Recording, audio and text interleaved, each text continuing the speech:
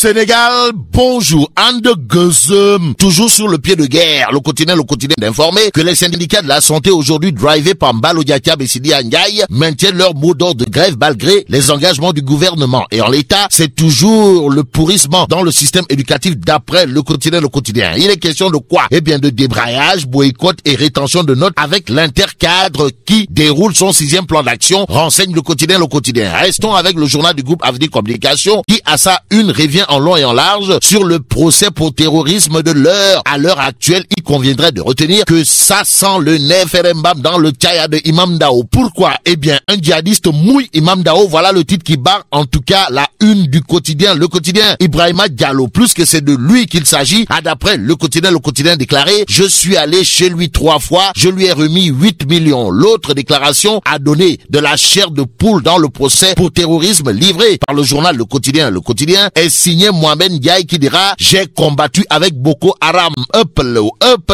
Sommes-nous tentés de dire en lisant l'Observateur, l'Obs, le journal du groupe Futur Média qui affiche les témoignages glaçants de la Katiba de Imam Dao, retient et fait retenir des spécialistes de chars de combat, combattants de Boko Haram et acteurs de la bataille de Gwaza au Nigeria. En tout cas, l'Observateur, l'Obs explique qu'il y a eu lors du procès de l'imam Dao pour apologie du terrorisme un certain Abou Omar qui est revenu en long et en large sur l'installation d'une base djihadiste au Sénégal. Au Sénégal, les révélations des djihadistes présumés font la une du quotidien Réumi, à savoir: nous avons vu le chef de Boko Haram. En attendant, intéressons-nous à la tribune qui annonce que l'El Ibn Ndel va bander les muscles. En tout cas, Karim Wade va parler au monde. Voilà le titre qui barre la une de la tribune. Au journal de nous faire l'ébauche de l'adresse de l'El Ibn Ndel à la nation qui, selon lui, a pour but d'abréger les souffrances du peuple sénégalais et mettre un terme au règne de l'injustice en ouvrant de nouvelles perspectives. Les perspectives du grand parti Soukali Sénégal révélées par l'Observateur, l'Obs qui titre: le plan de Gakou pour renverser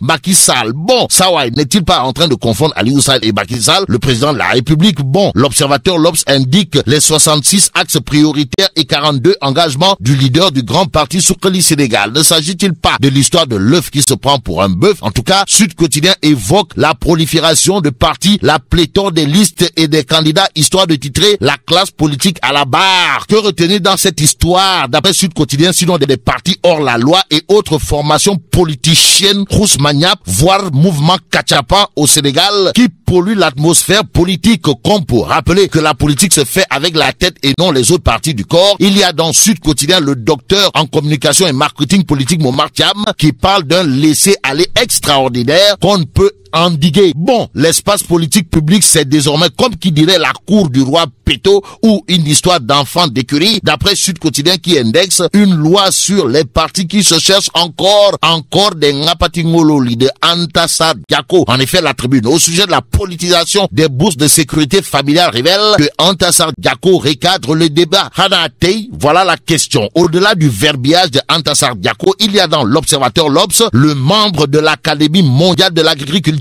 Docteur Papa Ablaye Sek alias Sekendanan, Sunyundanan, Kulundanan, puisque c'est de lui qu'il s'agit de confier dans l'Observateur, l'Obs, que l'agriculture au Sénégal a apporté la plus grande contribution dans la croissance économique avec 16,8%. Est-ce sommes-nous tentés de dire? Bon, restons avec l'Observateur, l'Obs pour terminer. Le journal révèle que le CNG de lutte s'inscrit dans l'illégalité. En tout cas, selon Maître Ousmane Khan, 15% sur le reliquat d'un lutteur, ce n'est pas une amende, c'est une rétention. Bon, même si en matière de lutte, il est dit Yobante Galgal Ubulamb à Alioune Sarr mais la chidong de Anne Khalis Bi. Bref, vive le Sénégal.